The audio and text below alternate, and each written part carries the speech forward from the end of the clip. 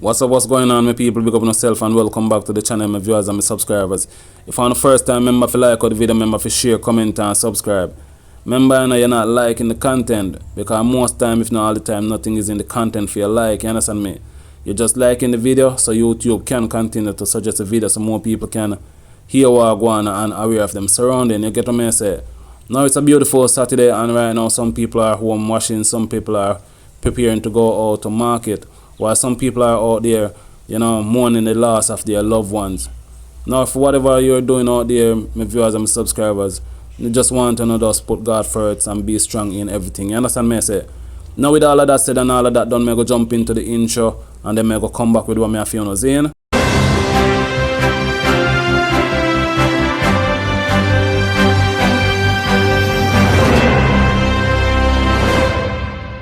Now the police are saying that they are actively pursuing some initial leads into Friday's robbery at the FDR Hotel in St. Anne's. The high-level probe is being carried out by detectives from the St. Anne's Police Division along with experts from the Counter-Terrorism and Organised Crime Branch, C-TOC.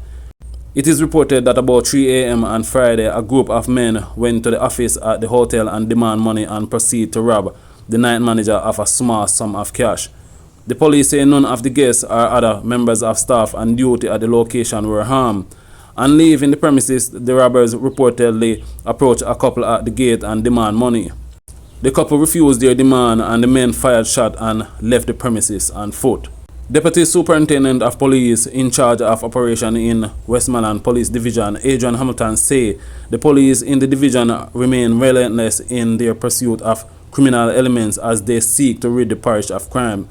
A series of operations were conducted across the parish, which is under a state of emergency as of Friday afternoon. This afternoon we are here conducting a series of operations, targeted coordinate search, in an effort to apprehend some persons who we know have been involved in the recent uptick of violence right across the parish.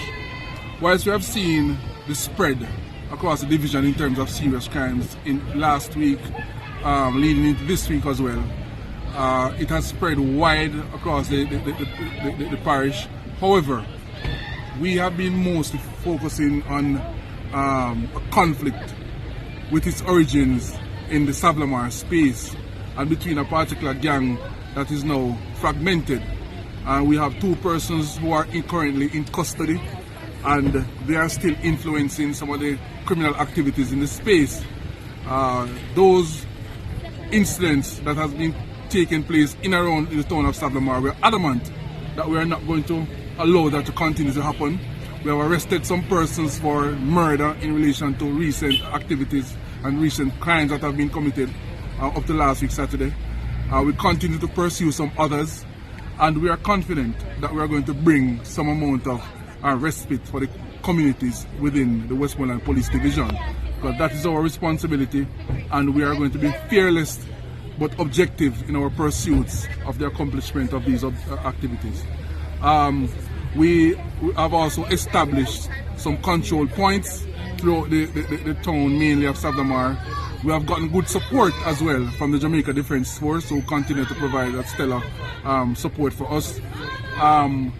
We have about 22 persons of the particular gang that we have mentioned that we are currently pursuing.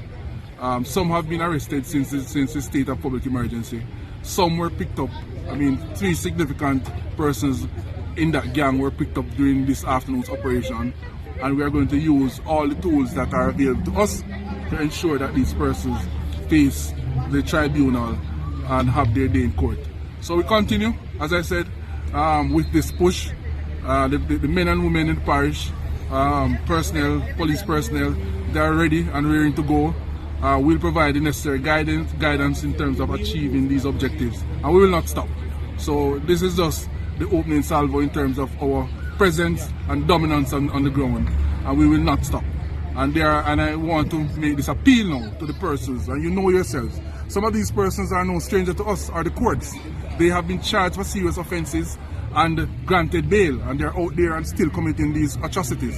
And we are saying that the good people and the good citizens of this parish must prevail, no matter how long it takes. we will not be daunted. We are coming at these individuals, like I said, all the incidents, we know what is happening. Persons have been fingered, whether you are wanted, you are a criminal suspect or a person of interest. And that is the cohort of persons that we are going to be targeting and moving at in a very serious way for the next 14 days of the state of public emergency and beyond. So we'll not stop, and that is what we intend to do as police in the parish. A man was shot and his sister injured at his business establishment in Big Bridge, Westmoreland on Thursday afternoon as the parish continued to bleed despite the declaration of a state of public emergency in the parish. The deceased has since been identified as 29-year-old Dylan, otherwise called Two-Face, of Fullersfield in Grangeville, Westmoreland. Reports are that Dylan, who operated a restaurant and a bar, was inside his business place with his sister when they were pounced upon by men traveling in a Toyota Mark X motorcar. The men reportedly alighted from the vehicle and opened gunfire, hitting the woman and Dylan several times. The police were alerted and the victims were taken to hospital where Dylan was pronounced dead and the woman was admitted for treatment. Retired Superintendent of Police Radcliffe Lewis is calling for lawmakers to legislate a tough punishment for children responsible for a violent criminal act. Mr. Lewis made the call on Friday while speaking on Cliff Hughes Online. The Juvenile Act referred to by SSP Lewis was repealed in 2004 and replaced by the Child Care and Protection Act.